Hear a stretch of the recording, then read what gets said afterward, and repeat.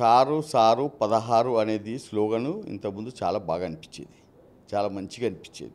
కానీ ఇవాళ ప్రజలకు ఎప్పుడైతే నిజంగా వాళ్ళకు వాస్తవాలు తెలిసినప్పుడు ఈ మెజార్టీలు మాత్రం 100% రావని చెప్పి నేను చాలా గ్యారంటీగా చెప్తున్నాను. ఎందుకంటే వీళ్ళందరూ కూడా ఏదైతే మభ్యపెట్టి డబ్బులు ఇచ్చి ఏదైతే ప్రజలందరినీ కూడా ఆసరా పెన్షన్లో కానీ లేకపోతే రైతు బంధు దాంట్లో ఇచ్చిన దాంట్లో రైతు బంధు దాంట్లో కూడా ఇవాళ చాలా ప్రజలు చాలా బాధగా ఉన్నారు. వాళ్ళందరూ కూడా ఏమంటున్నారంటే రెండో మొన్న లాస్ట్ ఎలక్షన్స్లో రెండో విడత వస్తుంది అని చెప్పి లైన్లో ఉన్నప్పుడు మెసేజ్లు వచ్చినాయట, మీ అకౌంట్లో పైసలు పడ్డాయని చెప్పి. తర్వాత వాళ్ళు ఉత్సాహంగా పోయి కారుకు ఓటు వేసిన తర్వాత పోయి అకౌంట్లో చూసుకుంటే పైసలు లేవు. అంటే ఈ రకంగా కూడా మభ్య పెడుతుందా టీఆర్ఎస్ పార్టీ అనేది వాళ్ళకందరికీ కూడా ఇవాళ అర్థమైంది. అంతేకాకుండా ఇంటింటికి నేను నల్లా ఇస్తేనే మంచినీళ్ళు మీకు తాపితేనే ఓటు అడుగుతా అన్నాడు. ఇప్పటిదాకా ఇంటింటికి ఏ ఊర్లో కూడా ఏడ కూడా ఇప్పటిదాకా నీళ్ళు లేవు. ఎవరిని అడిగినా ఎక్కడ అడిగినా అందరూ కూడా మాకు రాలేదు నీళ్ళు అని అంటున్నారు.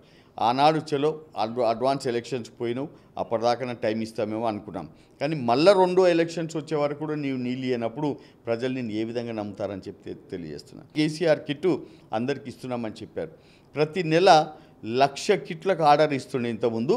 ఇప్పుడు మీరు తెలుసుకోండి 10,000 కిట్లకు మాత్రమే ఆర్డర్ పోతున్నది.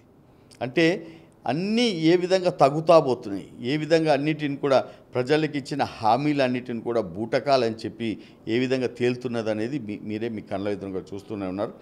నీవు ఇవాళ 1,82,000 కోట్ల రూపాయల బడ్జెట్ పెట్టి మళ్ళా 1,82,000 కోట్ల రూపాయల అప్పు తీసుకొచ్చి అప్పు పైసలతో ఏదైతున్నదో పప్పుకూడు తిన్నట్లు నీవు ఇవాళ ఓట్ల కోసం ఖాళీ ఆసరా ఓటర్లు అయితే నీకు నెలకు సరిగా పెన్షన్లు ఇస్తావు కాబట్టి వాళ్ళని ఓటుగా మార్చుకోవచ్చు అని చెప్పి వాళ్ళకి ఇస్తావు.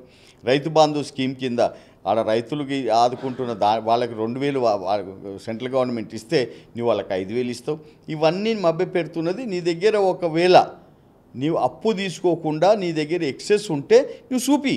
కానీ నువ్వు ఒక దగ్గర నుంచి బ్యాంకుల నుంచి అప్పులు తీసుకుంటావు, కార్పొరేషన్స్ నుంచి అప్పు తీసుకుంటావు, వాళ్ళ నుంచి అప్పు తీసుకుంటావు. ఈ అప్పు రేపు ఎవరు కట్టాలి? Who is responsible for this? రేపు పొద్దున నువ్వు కాళేశ్వరం ప్రాజెక్ట్ ఇంత కంప్లీట్ చేస్తున్నావు, ఒక పెద్ద హ్యూజ్ వైట్ ఎలిఫెంట్ని వాడు తయారు చేస్తున్నావు. దానికి ఎవ్రీథింగ్ ఈజ్ ఆన్ లిఫ్ట్ ఇరిగేషన్కు నీకు ఎన్ని మెగావాట్ల కరెంట్ రావాలి? ఆ అన్ని మెగావాట్ల కరెంట్ బిల్లు ఎవడు కడతారు? ఎక్కడి నుంచి తీసుకొస్తావు ఆ బిల్లు? నీ ఒక దిక్కేమో 24 hours కరెంటు ఫ్రీ అంటావు, రైతులకు అన్నిటి కూడా ఫ్రీ కరెంట్ ఇస్తా అంటావు, లేవి నేను కలెక్ట్ చేయను అంటావు. మళ్ళీ ఇవన్నిటిని ఇన్కమ్ మీద ఎవరి మీద భారం పెడుతున్నావు?